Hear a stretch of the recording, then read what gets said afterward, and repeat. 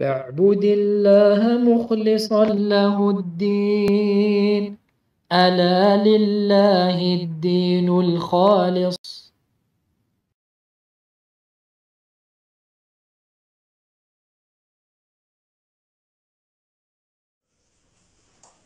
إن الحمد لله نحمده ونستعينه ونستغفره ونعوذ بالله من شرور أنفسنا ومن سيئات أعمالنا.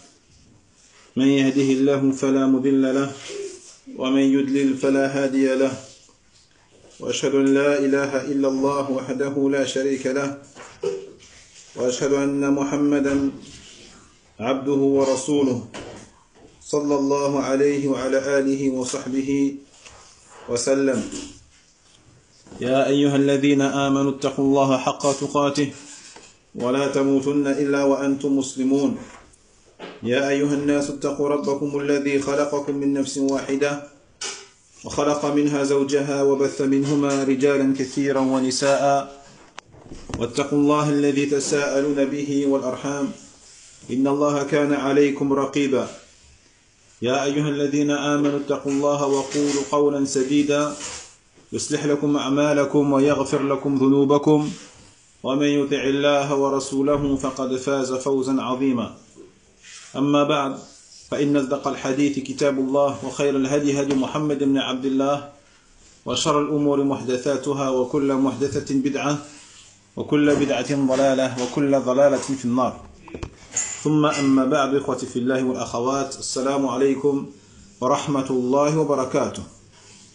ما زلنا نقرأ كتاب التمهيد لشرح كتاب التوحيد الذي هو حق الله على العبيد، معالي الشيخ صالح ابن عبد العزيز آل الشيخ حفظه الله تعالى.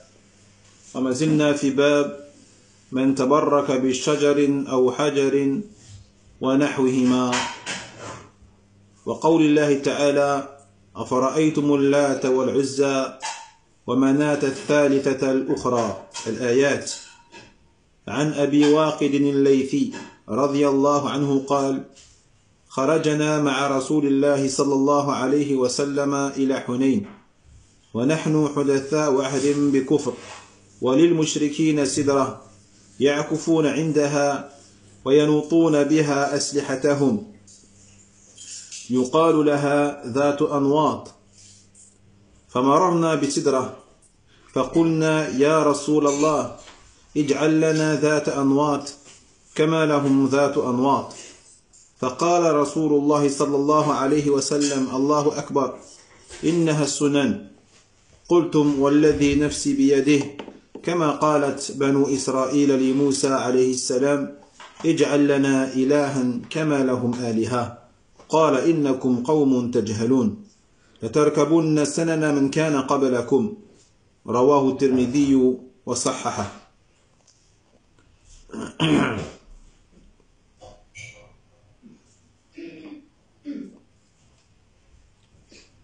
طيب، إذن قال الشيخ صالح حفظه الله تعالى: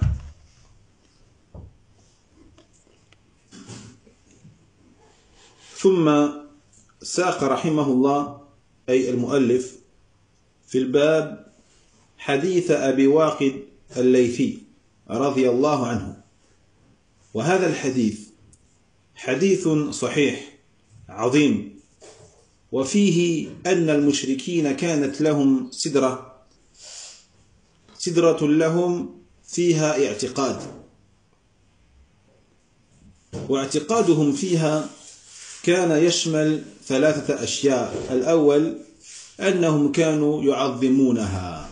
طيب، donc on poursuit Inch'Allah Ta'ala notre explication du chapitre concernant celui qui recherche la baraka à travers des arbres ou une pierre ou autre que cela. Donc, après avoir mentionné le verset d'Allah Tabaraka wa Ta'ala, l'auteur, rahimahullah, mentionne ici un hadith qui est celui de Abu Waqid al-Laythi radiyallahu anhu. Donc ce hadith, c'est un hadith authentique et qui est très important, dans lequel on apprend que les associateurs avaient ce qu'on appelle une sidra, un arbre. D'accord? Donc c'est une espèce d'arbre sous lequel les gens cherchaient de l'ombre. Mais les polythéistes, eux, utilisaient cet arbre-là d'une manière bien particulière et qui relevait du shirk, du polythéisme. Et cet arbre-là en français, c'est le jujubier. Et donc les associateurs avaient une croyance particulière vis-à-vis de cet arbre-là. Donc, leur croyance envers cet arbre englobe trois choses, dit le cheikh. La première, le fait que ces associateurs le glorifiaient. Ils exerçaient une glorification qui était de l'ordre de l'adoration envers cet arbre. الشيء الثاني أنهم كانوا يعكفون عندها. Deuxième chose, le fait que ces associateurs passaient du temps près de cet arbre-là. Ils passaient du temps près de cet arbre-là. Dans le but, évidemment, d'obtenir, soi-disant, sa baraka. الثالث أنهم كانوا ينوطون بها الأسلحة رجاء انتقال البركة من الشجرة إلى السلاح حتى يكون أمضى وحتى يكون خيره لحامله أكثر. Troisième chose,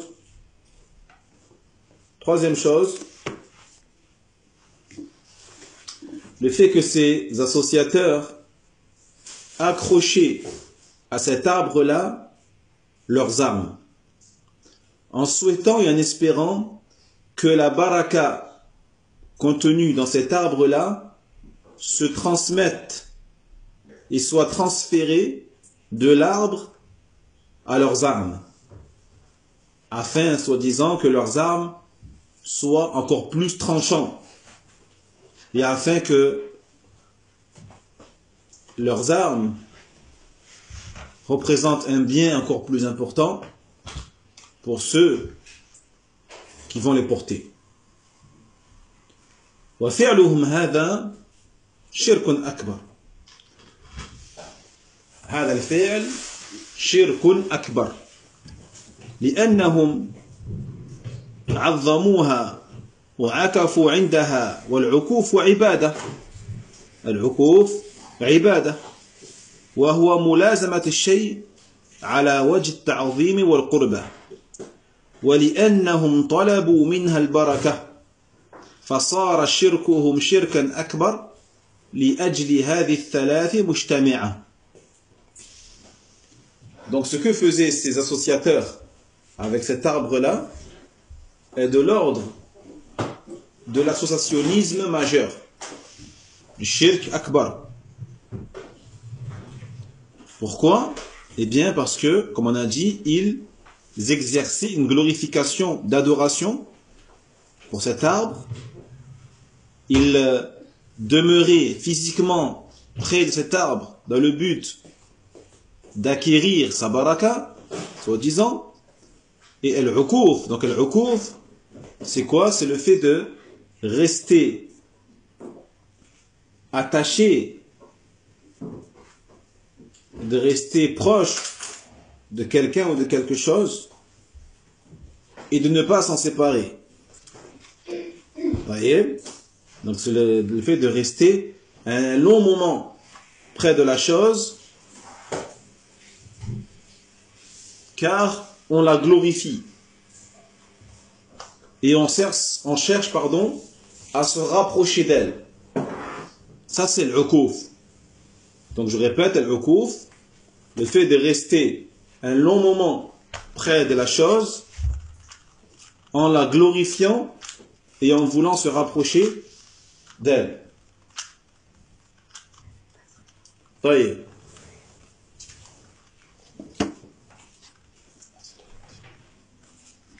Non. Donc pourquoi il faisait cela? Eh bien parce que il recherchait la baraka à travers cet arbre. Et donc leur associationnisme est devenu du shirk akbar à cause de la réunion et de la conjugaison de ces trois choses. وبعض الصحابة رضوان الله عليهم ممن كانوا حديثي عهد بكفر وهم الذين قالوا اجعل لنا ذات أنواط كما لهم ذات أنواط ظنوا أن هذا لا يدخل في الشرك وأن كلمة التوحيد لا تهدم بهذا الفعل لهذا قال العلماء قد يغيب عن بعض الفضلاء بعض مسائل الشرك لأن الصحابة رضي الله عنهم وهم أعرف الناس باللغة كهؤلاء الذين كانوا إسلامهم بعد الفتح خفيت عليهم بعض أفراد التوحيد أو بعض أفراد توحيد العبادة. طيب. Donc, on voit à travers ces hadiths, d'ailleurs, que je vais traduire maintenant dans son intégralité, Inch'Allah Ta'ala, pour ceux qui ne le connaîtraient pas. Donc il dit, selon Abu Waqid al-Laythi, radiyallahu anhu, qui a dit, nous sommes sortis avec le messager d'Allah, sallallahu alayhi wa sallam, en direction de Hunayn. Wa nahnu hudatha'u ahdim bi kufr. C'est-à-dire, nous étions nouveaux dans l'islam. Nous venions d'embrasser l'islam. Et l'époque où on était encore des mécréants n'est pas lointaine, au contraire, elle est proche. Puis il dit, et les polythéistes, ils avaient un jujubier, un arbre, qu'on appelle le sidra en arabe, auprès duquel ils restaient et auquel ils accrochaient leurs armes. Et cet arbre-là, on l'appelait Dhatu Anwat. Dhatu Anwat. Puis il dit, Abu Waqid, il dit, et nous sommes passés près d'un jujubier. Nous dîmes alors, ô messager d'Allah, donne-nous un Dhatu Anwat comme leur Dhatu Anwat. Et donne-nous à nous aussi un arbre, jujubier, sur lequel, ou plutôt près duquel même, on pourrait nous aussi demander la baraka à travers cet arbre-là. Alors le messager d'Allah, sallallahu alayhi wa sallam, qu'est-ce qu'il a dit? Il a dit, Allahu Akbar. Allah est le plus grand. Taïeb. Innaha sunan, ce sont des façons de faire, des manières qui reviennent et qui se répètent. Vous avez dit, par celui qui détient mon âme dans sa main, comme on dit les enfants d'Israël à Moussa, alayhi salam, lorsque ils lui ont dit, donne-nous une divinité comme leur divinité. Et Moussa, qu'est-ce qu'il a répondu? Qala, il a dit, vous êtes certes un peuple qui ignore, qui ne sait pas.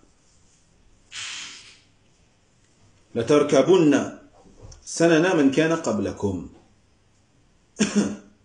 Certes, vous, dans le sens du hadith, vous reproduisez les manières et les méthodes de ceux qui vous ont précédés. Donc le hadith rapporté par At-Tirmidhi, qu'il a authentifié, bihamdillah. Donc, on revient à l'explication. Il dit le Cheikh Salih hafidahullah ta'ala que certains compagnons, radiyallahu anhum, parmi ceux qui étaient nouveaux dans l'islam et dans le temps où ils étaient encore des mécréants, étaient pas lointains, voire très proches, eh bien parmi eux, il y en a certains qui ont dit cela, qui ont dit au messager d'Allah sallallahu alayhi wa sallam, donne-nous un dhat anwat, c'est-à-dire un jujubie, un arbre, comme eux, les associateurs, ont un dhat anwat.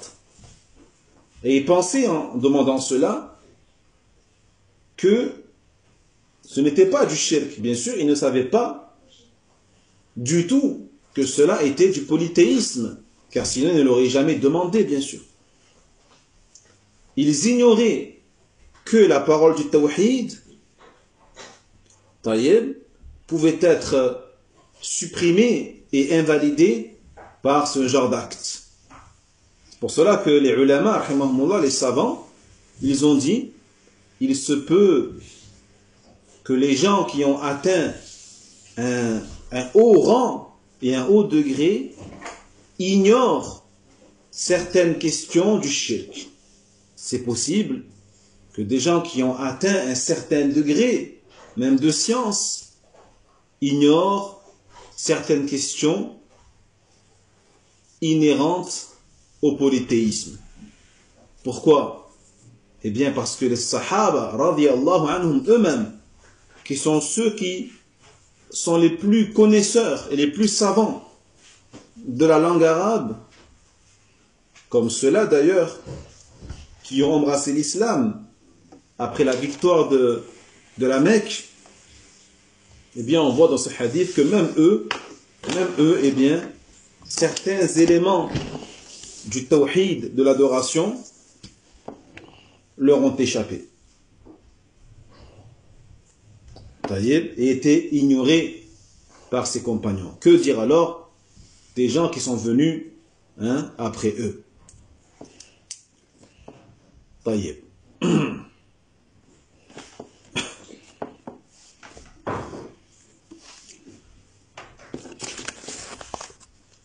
قال الشيخ عبد الرحمن بن حسن آل الشيخ رحمه الله تعالى قوله رضي الله عنه ونحن حدثاء عهد بكفر أي قريب عهدنا بالكفر ففيه دليل على أن غيرهم ممن تقدم إسلامه من الصحابة رضي الله عنهم لا يجهل هذا وأن المنتقل من الباطل الذي اعتاده قلبه لا يأمن أن يكون في قلبه بقية من تلك العادة. يجي الشيخ عبد الرحمن ابن حسن الشيخ حفظه الله تعالى ورحمه. La parole ici de Abu Waqid, lorsqu'il dit nous étions hudatha'u ahdim bi kufr, c'est-à-dire comme on a dit tout à l'heure, encore une fois, eh bien l'époque où on était encore dans la mécréance, elle est proche. Et cela est une preuve que les autres compagnons qui ont embrassé l'islam avant eux, parmi les compagnons donc, radiyallahu anhum, n'ignoraient pas cette question. Donc si eux ignoraient cette question, c'est que justement ils étaient encore dans la mécréance il n'y a pas longtemps, avant cet événement. Ils en nous montrent aussi quelque chose, autre chose, qui est que celui qui vient à peine de quitter un état de mensonge, un état d'égarement, dans lequel son cœur était habitué, il n'est pas à l'abri, dans son cœur, qu'il y ait ou qu'il reste des résidus de cette habitude qu'il avait de faire lorsqu'il était en état de mécréance.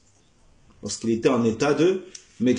tous ceux qui ont embrassé l'islam mais qui avaient l'habitude de commettre peut-être des actes de shirk ou des actes polythéistes, que ce soit mineurs ou majeurs, il se peut qu'il lui reste encore des résidus, des restes dans son cœur qu'il devra se débarrasser le plus tôt possible. Naam.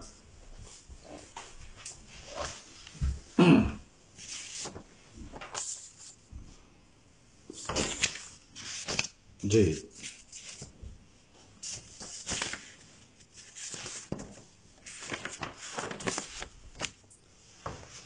وقوله فقال رسول الله صلى الله عليه وسلم الله أكبر إنها سنن قلتم والذي نفسي بيده كما قالت بنو إسرائيل لموسى اجعل لنا إلها كما لهم آلهة فشبه عليه الصلاة والسلام هذه المقالة بتلك المقالة ومعلوم أن أولئك وهم المذكورون في الآية عبدوا غير الله أي عبدوا الأصنام وأما أولئك فإنما طلبوا بالقول فقط فشبه النبي صلى الله عليه وسلم ذلك القول بقول قوم موسى عليه السلام اجعل لنا إلها كما لهم آلهة لكن أولئك الصحابة رضي الله عنهم لم يفعلوا ما طلبوا ولما نهاهم النبي صلى الله عليه وسلم انتهوا ولو فعلوا ما طلبوا لكان شركا أكبر لكن لما قالوا وطلبوا دون فعل صار قولهم شركا أصغر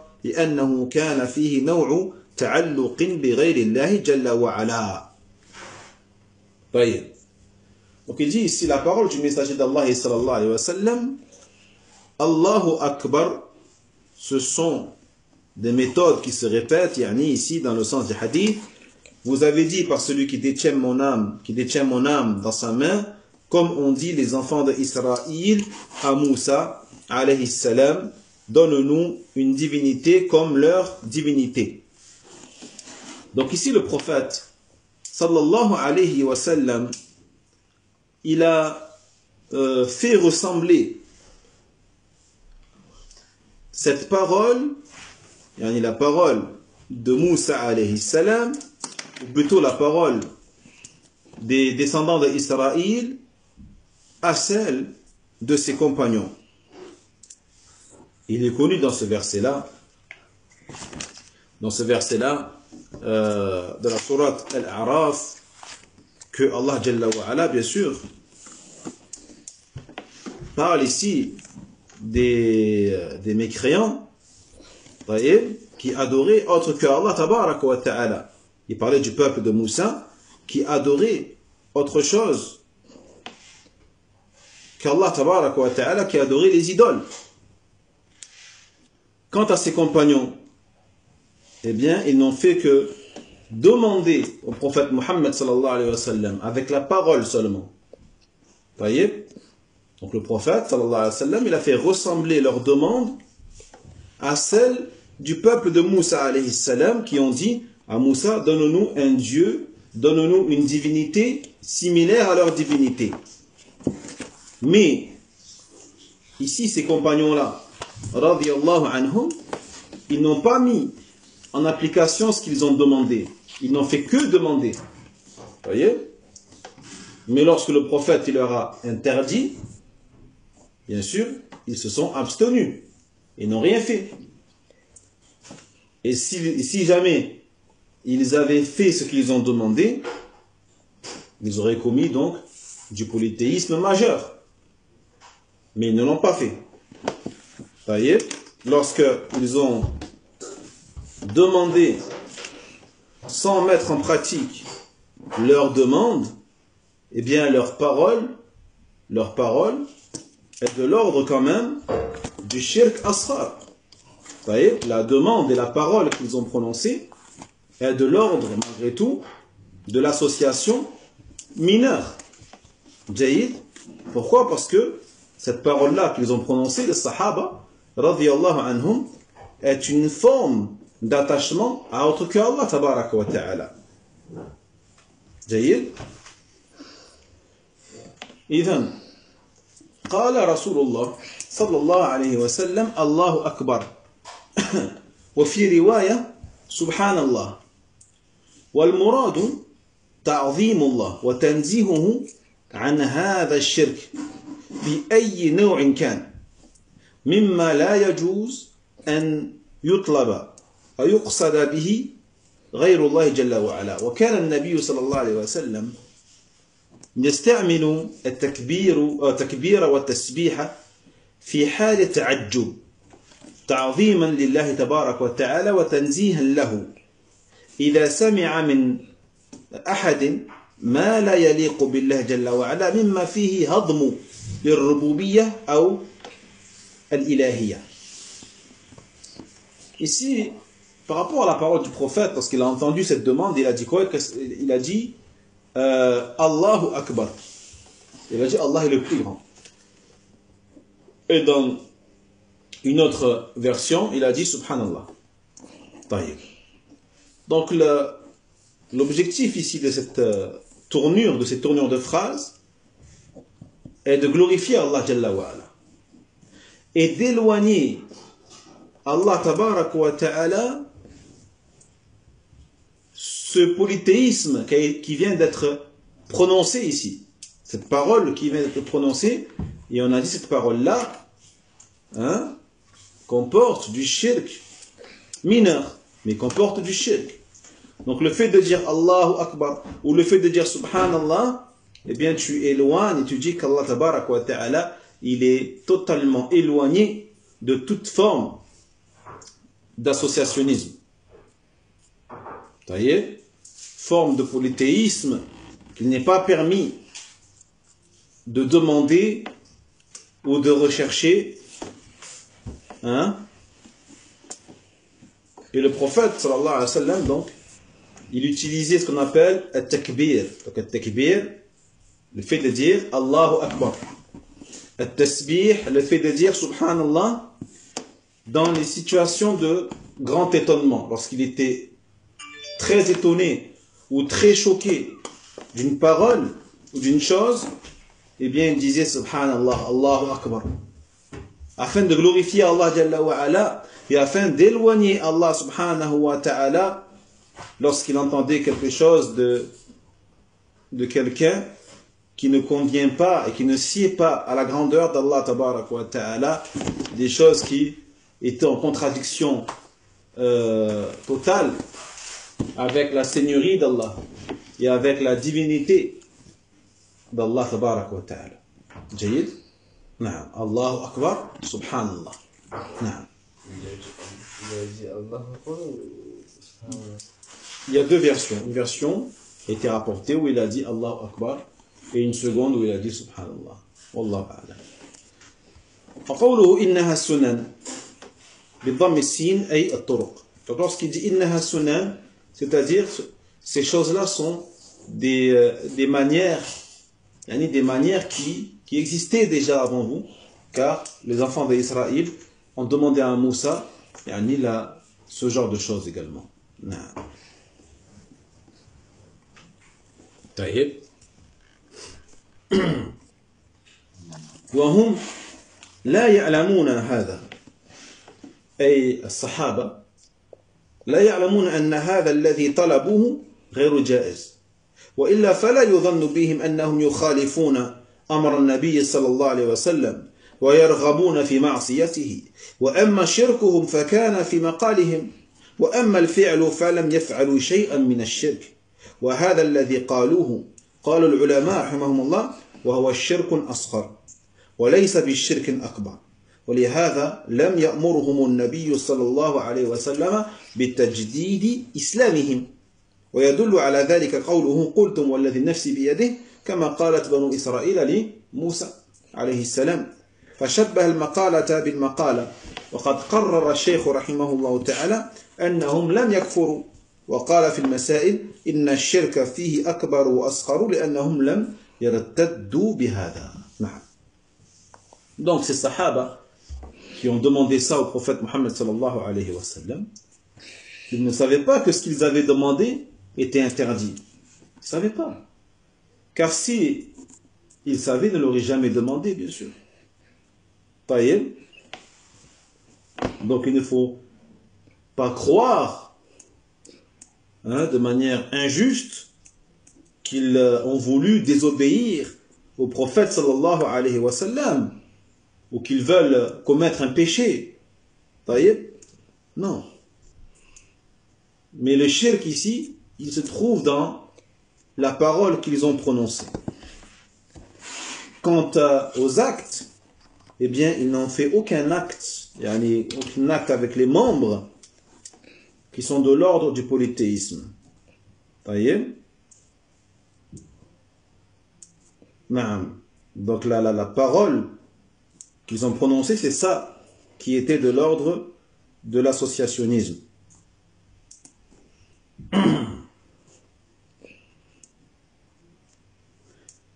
Donc les savants ils disent, rahimahumullah, que c'est du shirk mineur et ce n'est pas du shirk majeur.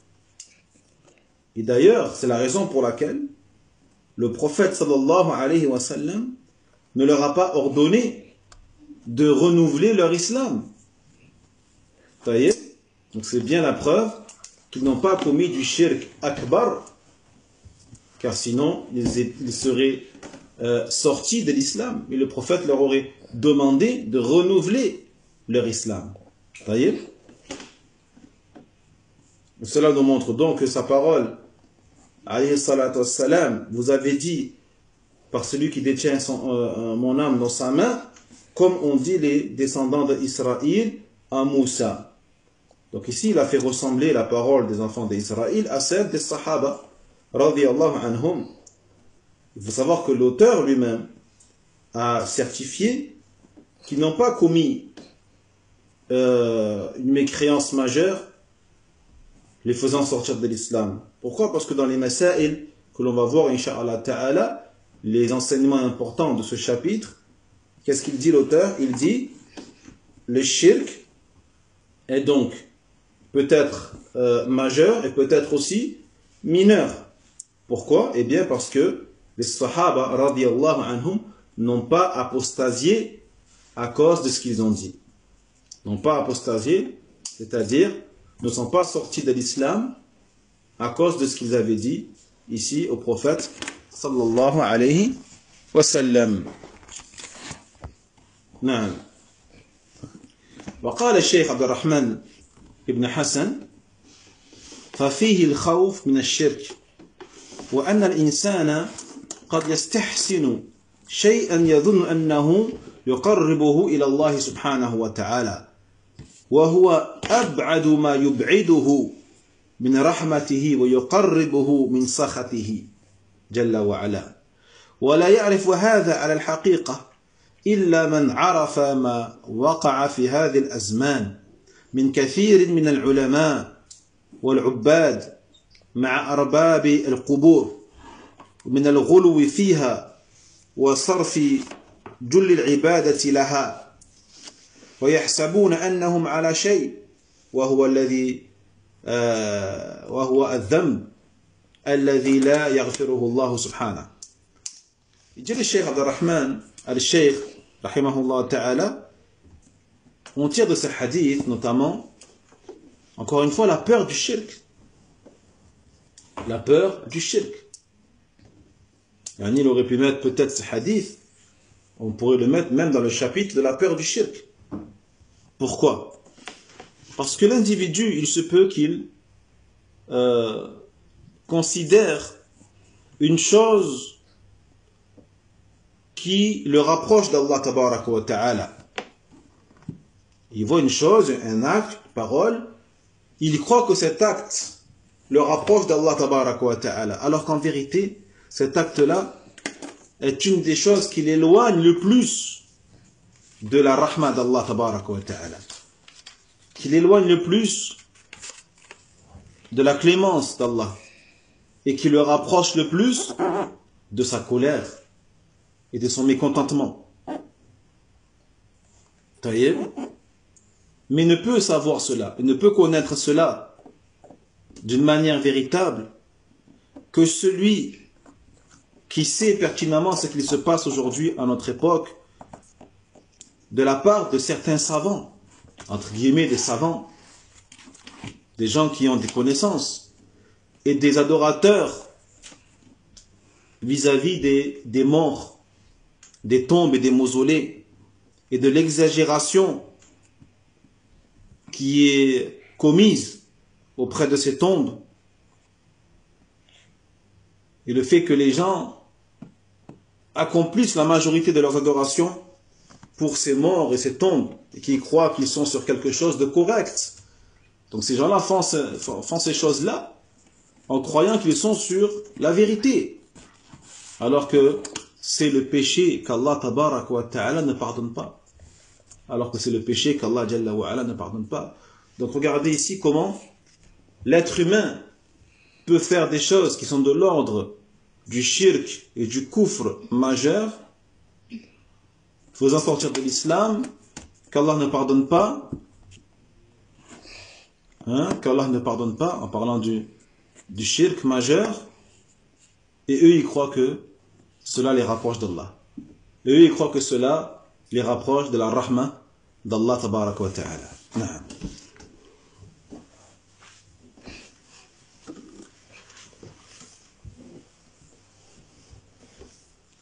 ثم قال الشيخ حفظه الله فالظاهر من هذا الحديث أن الشرك الأكبر الذي كان وقع فيه المشركون لم يكن راجعا إلى التبرك بذات الأنواط فقط وإنما كان بتعظيمها والعكوف عندها وتبرك بتعليق الأشياء عليها. وقد قلت إن التبرك بشجر ولا حجر ونحو ذلك إذا كان فيه اعتقاد أن هذا الشيء يقرب إلى الله وأنه يرفع الحاجة إليه أو أن تكون حاجاتهم أرجى إجابة وأمورهم أحسن إذا تبركوا بهذا الموضع فهذا شرك أكبر وهذا هو الذي كان يصنعه أهل الجاهلية ولهذا فإن فعلهم يشمل ثلاثة أشياء كما سبق التعظيم أي تعظيم العبادة وهذا لا يجوز إلا لله تبارك وتعالى فتعظيمهم بهذه الصورة واعتقاد أنهم يتوسطون لهم هو نوع من عبادتهم والشرك جلي. Donc ils disent qu'il est apparent du hadith, dit le cheikh, fidallah, que l'associationnisme majeur dans lequel sont tombés les polythéistes, ici n'est pas dû au simple fait qu'ils recherchent la baraka à travers cet arbre-là seulement. Mais c'est aussi dû au fait qu'ils le glorifiaient, qu'ils exerçaient une glorification pour cet arbre. Et qu'ils faisaient aussi du uquf, qu'ils restaient près de cet arbre-là dans le but de le glorifier et de rechercher la baraka. Taïeb. Donc c'était une demeure, le fait de demeurer à côté de cet arbre-là pour le glorifier et pour se rapprocher de sa baraka. Et également, bien sûr, le fait de demander la baraka en accrochant leurs armes, car ils accrochaient leurs épées, leurs arcs, etc., aux branches de l'arbre, croyant que cela va transférer la baraka dans ces armes-là, jusqu'à ce que leurs armes soient tranchantes et efficaces. Donc, il dit les cheikh, le fait de demander la baraka à travers les arbres, à travers les pierres et autres que cela, si la personne a la croyance que cette chose le rapproche d'Allah tabarak wa ta'ala et que ces choses-là transmettent ce dont ils ont besoin à Allah jalla wa ala, et qu'en faisant cela, eh bien, leurs du'a seront plus à même d'être exaucés et leur situation améliorée, etc. Donc s'ils recherchent la baraka en faisant tout cela, c'est du shirk akbar. C'est de l'associationnisme majeur. Donc je répète, on est en la croyance que c'est cet arbre, cette pierre ou ces choses les rapprochent de Allah tabaraka wa ta'ala, qu'elles élèvent à Allah jalla wa ala leurs besoins et que leurs besoins sont donc plus à même d'être exaucés et ainsi de suite. Ça c'est du shirk akbar. Et ça c'est ce que faisaient les gens de l'époque pré-islamique. Ils s'adonnaient à ce genre du shirk. C'est pour ça que leurs actes comportent trois choses, comme on l'a déjà mentionné au début du cours. La première chose, at-ta'zim, la glorification. D'accord? La glorification, qui est une glorification d'adoration et qui n'est permise que pour Allah Jalla wa ala. Tu n'as le droit de glorifier d'une glorification d'adoration que Allah Jalla wa ala. Donc le fait qu'il glorifie ces choses-là de cette manière et qu'il croit que ces choses-là sont des intermédiaires pour eux, ceci est une catégorie d'adoration et donc c'est du shirk, c'est du polythéisme qui est manifeste et apparent. الشيء الثاني أنهم عكفوا عندها ولازموها والعكوف والملازمة نوع عبادة فإذا عكف ولازم تقربا ورجاء ورهبة ومحبة فهذا نوع من العبادة. Et deuxième chose qui fait que leurs œuvres ici est du shirk akbar, eh bien le fait qu'ils passaient du temps, de longs moments, de longues périodes près de ces choses-là et ne s'en séparaient pas. Taïeb, et le fait de faire ça, c'est une forme d'adoration. Le fait de faire ça, c'est une forme d'adoration également. Le fait que la personne reste à côté d'un mausolée, par exemple, d'une tombe, pendant peut-être 24 heures, 48 heures, en croyant que cela lui ramène de la baraka dans sa vie, etc., etc. Donc s'il fait cela avec l'intention de se rapprocher de ces choses, en espérant de ces choses-là, en désirant de ces choses-là des choses, en espérant que cela les éloigne du mal ou des choses qu'ils redoutent, ou par amour pour ces choses-là, tout simplement, eh bien ceci est une des formes d'adoration. Wal'iyadhu billah. والشيء الثالث التبرك. Troisième chose, c'est quoi? C'est la demande de baraka. Donc pourquoi ils font tout ça? Eh bien parce qu'ils recherchent et ils demandent la baraka à travers toutes ces choses. Donc on a dit, ces trois choses-là réunies font que leurs actes sont de l'ordre du polythéisme majeur. Naam. جيد.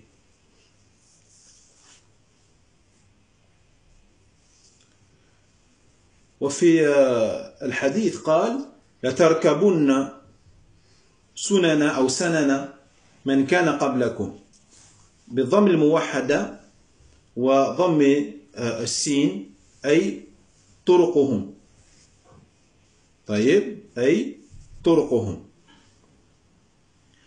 ومناهجهم. وقد يجوز فتح السين كذلك على الإفراد أي طريقهم. وهذا خبر صحيح والواقع من كثير من هذه الأمة يشهد له وفيه علم من أعلام النبوة من هذا الحديث من حيث إنه وقع كما أخبر به صلى الله عليه وسلم. Donc, à la fin, qu'est-ce qu'il dit le prophète sallallahu alayhi wa sallam? Il dit, vous êtes en train de prendre le chemin ou les chemins de ceux qui vous ont précédés. Donc on a le droit de dire sunana ou sanana. Les deux versions sont correctes. Donc lorsque tu dis sunana, c'est au pluriel. C'est-à-dire, vous êtes en train d'emprunter les chemins, les manières, les méthodes de ceux qui vous ont précédés. Et si on met la fatha et sanana, c'est-à-dire vous êtes en train d'emprunter le chemin ou la méthode au singulier. Et ce qu'a dit ici le prophète sallallahu alayhi wa sallam est véridique. Et on le voit dans les faits. Malheureusement, chez beaucoup dans la communauté, c'est une chose dont on témoigne. Wallahu musta'an. Donc on a ici dans la phrase de Nabi sallallahu alayhi wa sallam un des signes de la prophétie, un des signes de la véracité de la prophétie de Muhammad ibn Abdullah sallallahu alayhi wa sallam, étant donné que ce qu'il a informé ici est une chose qui est réellement arrivée et qui s'est réellement produite. طيب والحمد لله.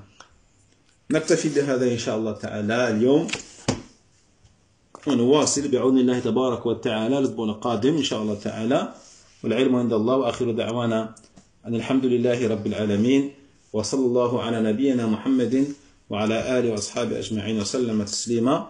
بارك الله فيكم والسلام عليكم ورحمة الله وبركاته. وينجي الله الذين اتقوا بمفازتهم لا يمسهم السوء ولا هم يحزنون